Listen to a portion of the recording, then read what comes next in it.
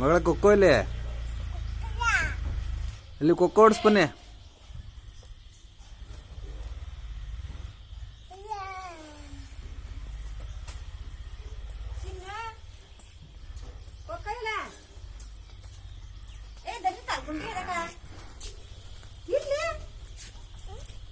ಇಲ್ಲಿ ಕೊಕ್ಕ ಇನ್ನೊಂದಲ್ಲ ಕೊಕ್ಕ ಇತ್ತಾಗೆ ಅಂತ Karkala road Karkala road Karkala